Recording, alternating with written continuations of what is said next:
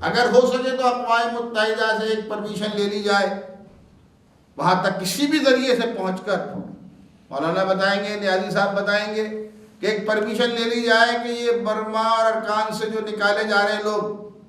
इनके बच्चे और बच्चियों को एशिया के मदरसे वाले अपने इदारों में दाखिल कर लें। कोई पैसा हमें नहीं चाहिए,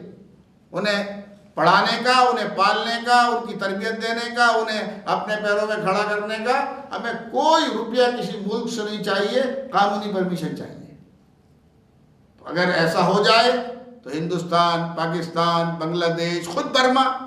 श्रीलंका, आसपास के जो मुल्क हैं उसमें लाखों बच्चे और बच्चियां इन्हीं मदरसों की इमारत में, इन्हीं मदरसों के निज़ाम में, इन्हीं मदरसों के सिस्टम में खप सकते हैं और एक अच्छे शहरी की ज़िंदगी भी गुजार सकते हैं और आगे बढ़कर अपने बूढ़े माँ बाप के लिए सहारे का जरिया भी बन सकते हैं। और किसी तंजीम पर, किसी चैरिटी पर, किसी मुल्क पर कोई वज़न नहीं पड़ेगा, सिर्फ परमिशन हमें चाहिए। इसलिए अगर बगैर परमिशन के हम किसी मुसलमान भाई का सहारा बनते हैं, किसी यतीम का हम क्या नाम है किफ़ारत का जरिया बनते हैं, तो अब उसे तो टेररिस्ट कहा जा रहा। तो गोया कि हमने टेररिस्ट को पनाह दे दी।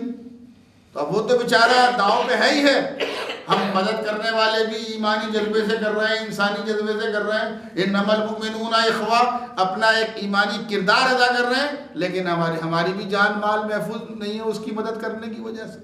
तो हजरत अगर ऐसी कोई शक्ल खुदा करे आप हजरात की कोशिशों से हो जाए कि ये बच्चे जिस मदरसे में भी जाएं, जिस मुल्क के मदरसे में जाएं, बच्चियां हम जाकर उनको लेकर आएंगे,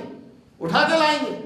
और तालीम देंगे और तालीम याफ्ता इंसान बनाकर मुल्क और मिल्लत और समाज के काबिल बनाकर उन्हें वापस कामयाब बनाकर भेजेंगे। और अल्हम्दुलिल्लाह हम अपने मदरसों में लाखों बच्चे और बच्चियों की खपत कर सकते हैं।